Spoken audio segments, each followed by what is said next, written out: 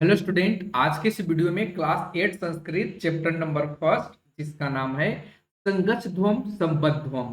तो हम लोग इस चैप्टर के अभ्यास के प्रश्नों का उत्तर आज के इस वीडियो में करने वाले हैं। इस चैप्टर का हिंदी मतलब समझे तो इस चैप्टर का हिंदी मतलब है एक साथ मिलें और बात करें। तो हम लोग इस चैप्टर के अभ्यास के प्रश्नों का उत्तर हिंदी अर्थों के साथ करेंगे। तो आप लोग बने रहिएगा। अगर आप लोग को कोई डाउट होता है तो कमेंट सेक्शन के माध्यम से पूछ सकते हैं।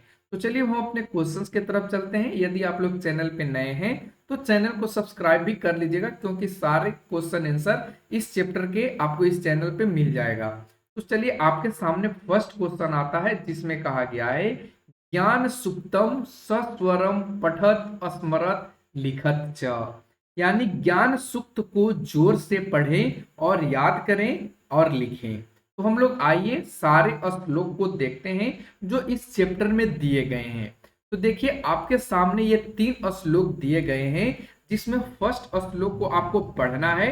जिसमें आप देखेंगे कि फर्स्ट श्लोक कहा है ओम संगच्छध्वम संबद्धध्वम समवो मनांसि जानताम देवा भागम यथा पूर्वे संजानना उपासते। यानी इसका हिंदी मतलब अगर समझे तो इसका हिंदी मतलब ये कहा गया है कि हे मनुष्यों, आप सभी साथ साथ आगे बढ़ो।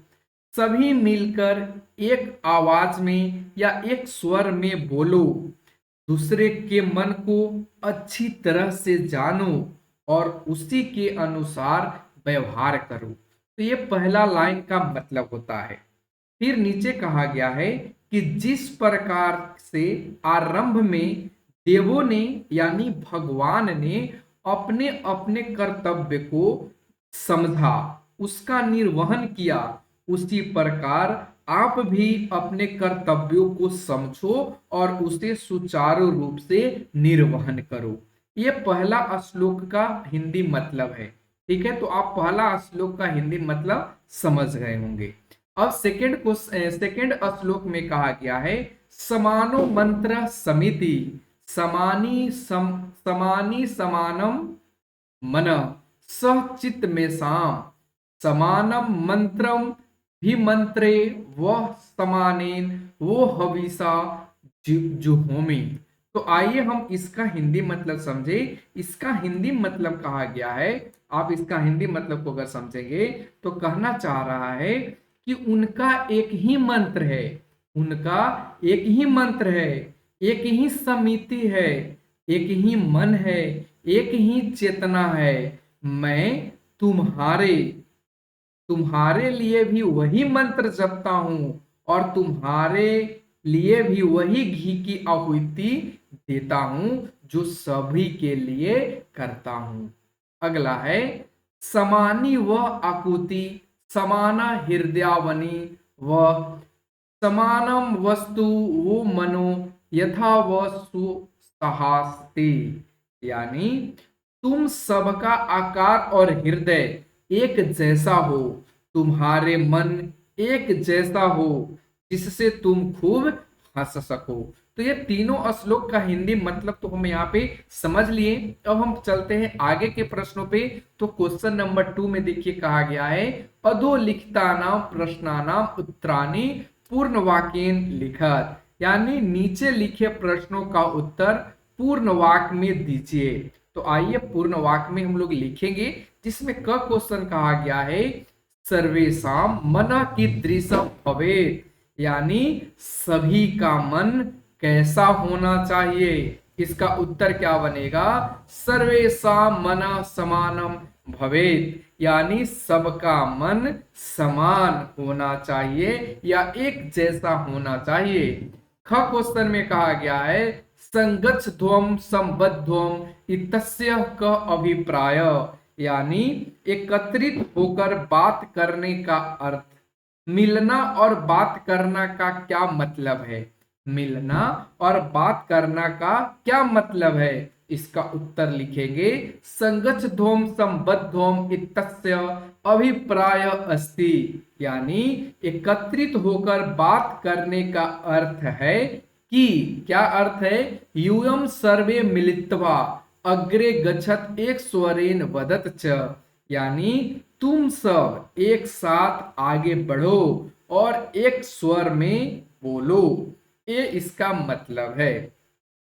क्वेश्चन नंबर ग के तरफ चलते। ग में कहा गया है सर्वे किम परित्यज्य एक भावेन जीवयु, यानी सभी सभी को क्या छोड़कर या क्या त्याग कर एकता में रहना चाहिए।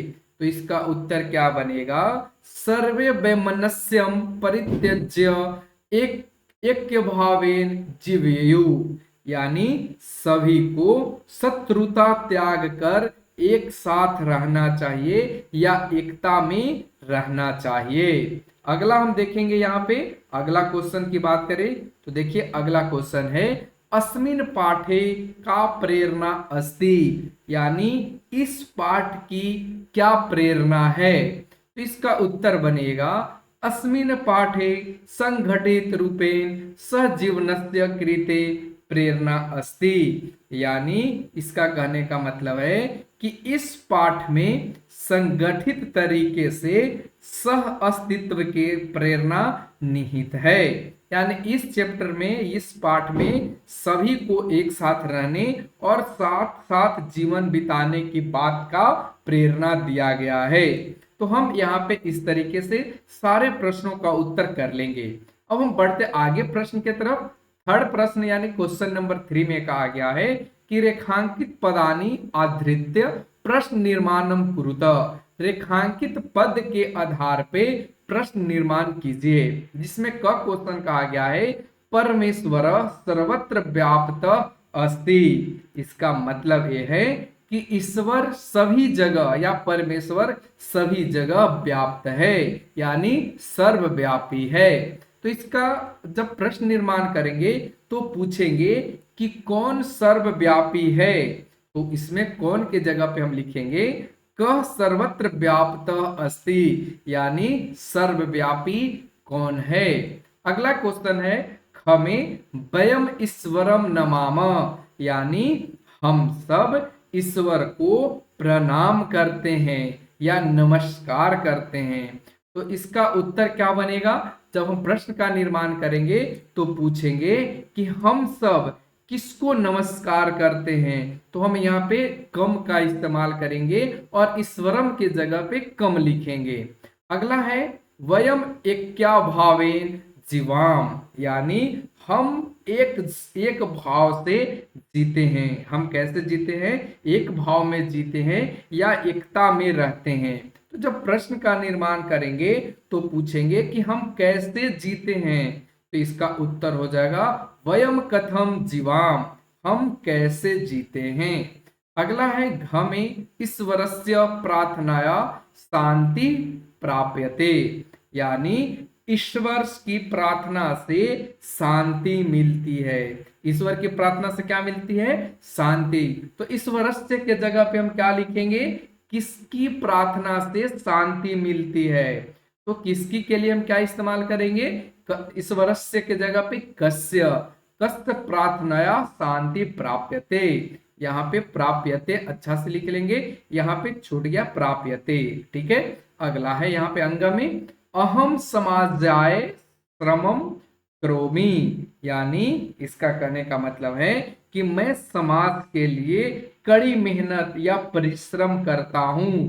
तो जब प्रश्न का निर्माण करेंगे तो पूछेंगे कि मैं किसके लिए कड़ी मेहनत या परिश्रम करता हूं। तो किसके के लिए हम यहाँ पे क्या लिखेंगे, कस्मै, अहम कस्मै श्रमम करोमि। इस तरीके से आप यहाँ पे बना लेंगे। उसके बाद आगे है च क्वेश्चन में अयम पाठ ऋग्वेदात संकलित, यानी कहने का इसका मतलब है कि यह पाठ ऋग्वेद से संकलित है। तो हम पूछेंगे कि यह पाठ किससे संकलित है, यानी किससे लिया गया है। तो यहाँ पे उसके लिए कुतः का इस्तेमाल करेंगे, किससे या कहाँ भी हम लिख सकते हैं। इसके जगह पे कस्मात भी लिख सकते हैं, कोई दिक्कत नहीं है, लेकिन हम यहाँ पे कुतः का इस्तेमाल करेंगे, ठीक है। यानी यह पाठ कहाँ से संकलित किया गया है। अगला क्वेश्चन वेदस्य अपरम नाम श्रुति, यानी वेद का दूसरा नाम श्रुति है। तो हम पूछेंगे कि वेद का दूसरा नाम क्या है। तो यानी हम यहाँ पे जब प्रश्न का निर्माण करेंगे तो पूछेंगे कि किसका नाम श्रुति है। तो यहाँ पे किसके की जगह पे क्या इस्तेमाल करेंगे, कस्य अपरम नाम श्रुति, यानी किसका दूसरा नाम श्रुति है। अगला है मंत्रा वेदेषु भवन्ति, यानी मंत्र वेदों में होते हैं या वेदों में पाए जाते हैं। तो जब हम प्रश्न का निर्माण करेंगे तो पूछेंगे कि मंत्र कहाँ होते हैं। तो इसके लिए हम केसु का इस्तेमाल करेंगे और बनाएंगे मंत्रा केसु भवन्ति, मंत्र कहाँ होते हैं। तो इस तरीके से हम यहाँ पे सारे प्रश्नों का उत्तर कर लेंगे। अगला क्वेश्चन आता है पटिकात शब्दान चित्वा अधोलिखितेषु मंत्रेषु रिक्त स्थानानि पूरयत, यानी पटिका से शब्द को चुन करके नीचे लिखे मंत्र में खाली जगह को भरिए। तो आप देखेंगे यहाँ पे आपको 3 मंत्र दिए गए हैं जो आपके बुक में तीनों मंत्र संकलित हैं, जिसमें क में कहा गया है संगत ध्वम खाली जगह। तो यहाँ पे क्या भरा जाएगा, संबद्धम। तो यहाँ पे हम भर देंगे सबद्धम सम वो, उसके बाद क्या भरेंगे मनांसी, उसके बाद भरेंगे देवा भागम यथा पूर्वे सम जनाना उपासते, और इस तरीके से हम भर लेंगे। तो आपको यहां से ही भरना है, देखेंगे तो ये आपको सारे यहाँ पे मिल जाएंगे। तद्ध्वम मनांसी आप देखेंगे तो मनांसी आपको यहाँ पे है, भागम आपको यहाँ पे मिलेगा और जनाना यहाँ पे आपको मिल जाएगा। उसी तरीके से सारे को भर लेना है। तो देखिए हम यहाँ पे सारे को भर दिए हैं, ठीक है। आप इसका स्क्रीनशॉट भी कर सकते हैं, कोई दिक्कत नहीं है। वीडियो पॉज करके भी लिख सकते हैं, कोई दिक्कत नहीं है। अब हम बढ़ते हैं क्वेश्चन नंबर 5 की तरफ। 5 में देखिए यहाँ पे कहा गया है पाठ्य प्रयुक्तान शब्दान भावानुसारम परस्परम योज्यत, यानी पाठ में प्रयुक्त शब्दों का उनके भाव के अनुसार मिलाइए। जिसमें यहाँ पे संगच ध्वम, तो संगच ध्वम किसके साथ मिलेगा, मिलित्वा चलत, यानी संगच ध्वम का मतलब समझें तो एक साथ मिले। मिलित्वा चलत का मतलब चलो साथ चलते हैं। फिर उसी तरीके से संबद्धम, तो संबद्धम का मतलब क्या होता है, चलो बात करते हैं। तो इसका मतलब क्या होगा, एक स्वरेन बदत, यानी एक स्वर में बोले। मना, मना का मतलब मन होगा, तो मन किसके साथ चला जाएगा, चित्तम, यानी मन के साथ। चित्तम का मतलब ही मन होता है। उपासते, उपासते का मतलब होता है पूजा करना, और सेवंते का मतलब होता है वे सेवा करते हैं। वसूनी, वसूनी का मतलब क्या होता है, वसूनी का मतलब धन या संपत्ति होता है, और ये मिलेगा धनानी के साथ धन। विश्व, विश्वनानी, विश्वानी, विश्वानी, विश्वानी का क्या बनेगा, विश्वानी का मतलब होता है संसार, और संसार का क्या बनेगा, समस्तानी, यानी सभी को। अकुति, अकुति का मतलब क्या होता है, संकल्प। तो यानी अकुति का मतलब संकल्प लेना या दृढ़ निश्चय करना, और यहाँ पे सारे को मिला लेना है। अब बढ़ते आगे के क्वेश्चन, जिसमें कहा गया है उदाहरणा अनुसारेण लट लकारस्य वाक्यानि लोट लकारेण परिवर्त्यत, यानी उदाहरण के अनुसार आप लट क्रियाओं को, यानी जो लट लकार की क्रिया है उसको लोट लकार में बदलें। जैसे कि एग्जाम्पल में दिया गया बालिका नृत्यंती, इसका मतलब ये है कि लड़कियां नाच रही है, लड़कियां क्या कर रही है, नाच रही है। तो इसको लट यहाँ पे लोट लकार में बनाना है। लोट लकार में क्या बनाना है, तो बालिका नृत्यंतु, यानी इसका मतलब ये हो गया कि बालिकाओं को नाचने दो या नृत्य करने दो, यानी आज्ञा सूचक बनाना है, ठीक है। उसी तरीके से बालका हसंती, यानी बच्चे या बालक हंस रहे हैं, बच्चे या बालक क्या कर रहे हैं, हंस रहे हैं। तो जब हम इसका इधर बनाएंगे तो लिखेंगे बालका हसंतु, यानी बालकों को या बच्चे को हंसने दो या बाल को हंसो, ठीक है। अगला है युवाम तत्र गच्छथ। इसका मतलब ये है कि तुम दोनों वहां जा रहे हो या आप वहां जा रहे हो। तो इधर क्या बनेगा, युवाम तत्र गच्छतम, यानी तुम लोग या तुम दोनों वहां जाओ, तुम दोनों वहां जाओ।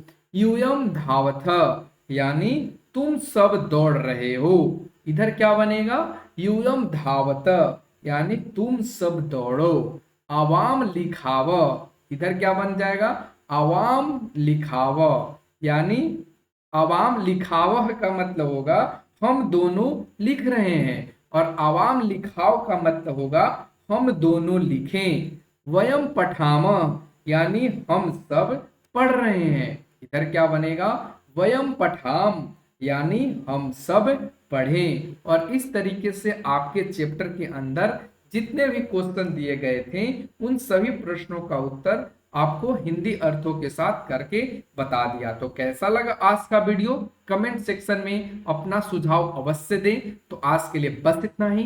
Thanks for watching, take care, bye bye. फिर मिलते हैं अगले चैप्टर अगले कंटेंट के साथ।